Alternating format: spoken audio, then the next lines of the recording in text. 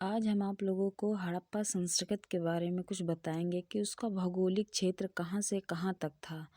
भौगोलिक विस्तार देखिए लिखा हुआ है कि इस संस्कृत का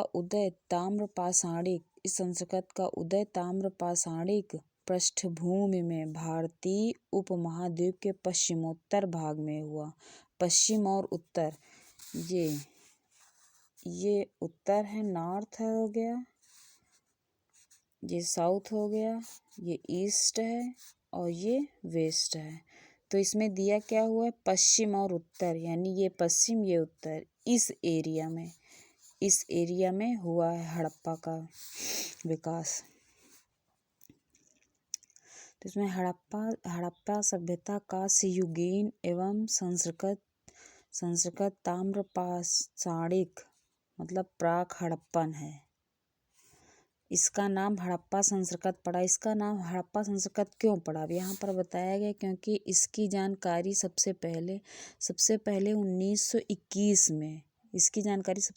1921 में पाकिस्तान में अवस्थित हड़प्पा नामक आधुनिक स्थल से प्राप्त हुई। पाकिस्तान में एक स्थान है हड़प्पा नामक, वहाँ से इसकी जानकारी प्राप्त हुई है। 1921 ईस्वी में भारतीय पुरातत्व विभाग के महानिदेशक, मतलब भारतीय पुरातत्व जो है उसके महानिदेशक हैं जॉन मार्शल थे उसके महानिदेशक। तब मार्शल के इनके निर्देशन के द्वारा राय बहादुर दयाराम साहनी ने 1921 ईस्वी में हड़प्पा की तथा राखालदास बनर्जी ने 1922 ईस्वी में मोहनजोदड़ो की खुदाई करवाई थी। अब जैसे ये एरिया था यहाँ पर पाकिस्तान में, तो यहाँ पर एक मोहनजोदड़ो हो गया, दूसरा क्या हो गया, हड़प्पा हो गया। तो जो भारतीय पुरातत्व विभाग के महानिदेशक, देखो लिखा है, जॉन मार्शल थे, तो उनके निर्देश के द्वारा ये जो राय बहादुर दयाराम साहनी थे 1921 ईस्वी में इसकी खुदाई की थी हड़प्पा की, और राखालदास बनर्जी ने 1922 ईस्वी में मोहनजोदड़ो की खुदाई की। तो ये पॉइंट इम्पॉर्टेंट है, इसको नोट कर लीजिएगा, एनसीईआरटी की बुक से हम पढ़ा रहे हैं।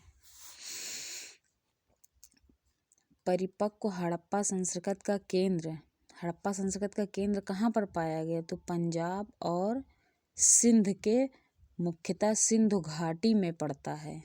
ये जो एरिया पड़ता है तो पंजाब में सिंध नदी है उसी की घाटी में पड़ता है। यहीं से इसका विस्तार दक्षिण और पूर्व की ओर हुआ है। इसका पूरा अभी हम दिखा रहे हैं कि कितना विस्तार हड़प्पा संस्कृत का कितना विस्तार हुआ, अभी हम दिखा रहे हैं। ये रहा हड़प्पा सभ्यता का विस्तार कहाँ से कहाँ तक। ये जम्मू कश्मीर उत्तर में है और ये दक्षिण में महाराष्ट्र है, इधर बलूचिस्तान ये पाकिस्तान में पड़ता है, और ये उत्तर प्रदेश। इतना एरिया था हड़प्पा का। ये देखो लिखा है, हड़प्पा संस्कृत के अंतर्गत पंजाब, सिंध और बलूचिस्तान के भाग ही नहीं बल्कि गुजरात, राजस्थान, हरियाणा और पश्चिम उत्तर प्रदेश के सीमांत भाग भी सम्मिलित थे। इसका फैलाव उत्तर में जम्मू से लेकर